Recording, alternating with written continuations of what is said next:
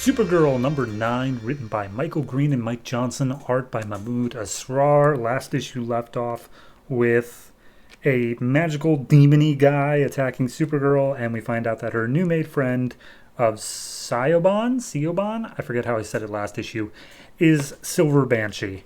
So this issue picks up 13 years ago in Ireland, where a family is trudging through the fields of Ireland, and they have a young girl with them. And an older man approaches saying like, "Oh, you guys look lost." And the boy of the group's like, I know who you are. Back off. Go away." And he's like, all right, I'll drop the charade. And it's revealed to be, I don't think they ever say his name beforehand, but they say it at the end of the issue, is Black Banshee. So, yeah. And regardless, that is Siobhan's true father. And along with them is, I believe, their mother and her brother. And basically the brother's like, "Get Siobhan out of here, Mom, get her out of there." And Black Banshee says there's like, she has the bloodline, she has the power, you don't, so I'm going to take her and raise her. And then he pulls out, the son pulls out some rules lawyering and is just like, you forget that I still do have the bloodline, regardless of if I have power, and I can end the curse of our family by willingly giving my soul up to you.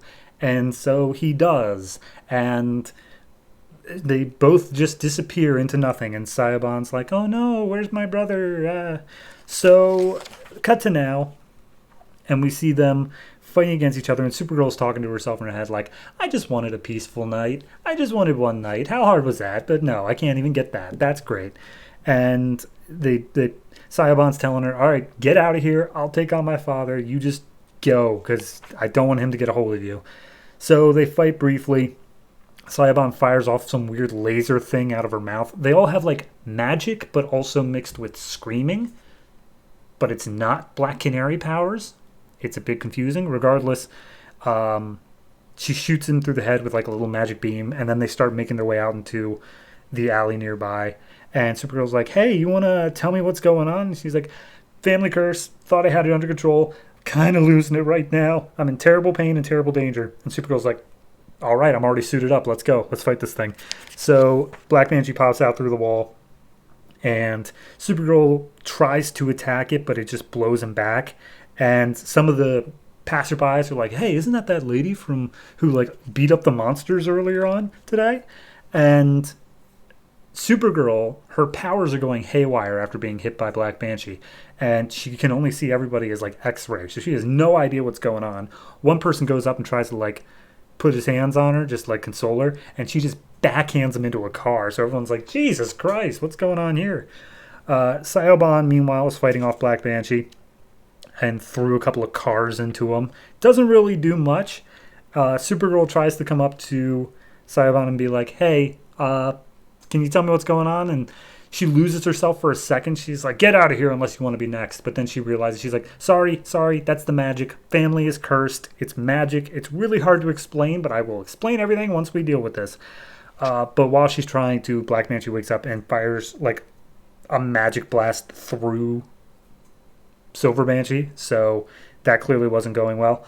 Meanwhile, Black Banshee gets a hand on Supergirl and is like, "That's weird. I can't devour your soul. Well, guess I'm just going to have to beat you to death."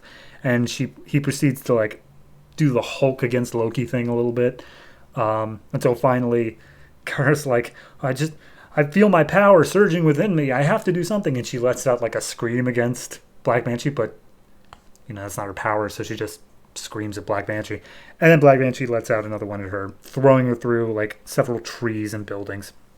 Some more passerbys are like, "Oh my God, are you okay?"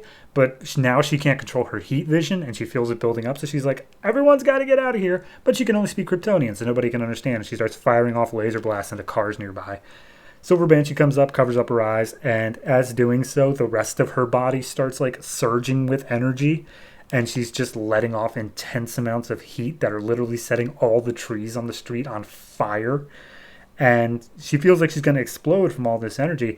But she's like, "Okay, I only have one chance to stop him. This is my plan." And she willingly like dives into the body of Black Banshee, thus being absorbed by him.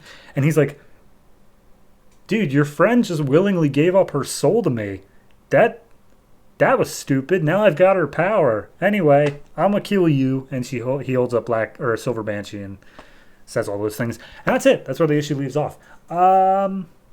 It was good. I liked it. I thought it was pretty solid. It's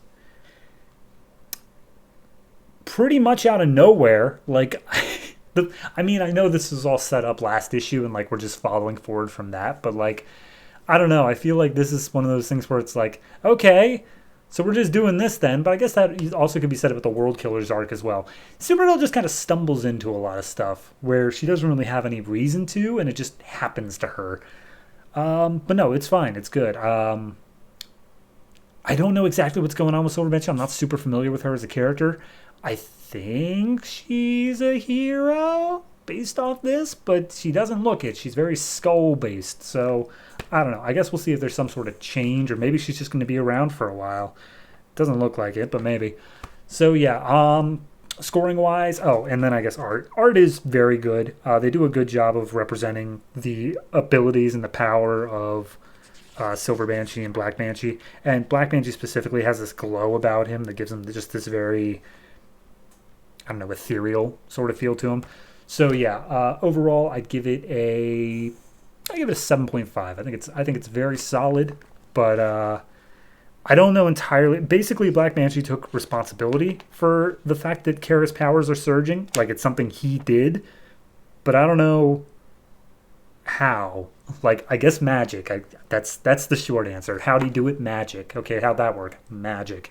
So yeah, 7.5 for this, and I'm looking forward to seeing how we're going to resolve her being absorbed into a magic ghost man.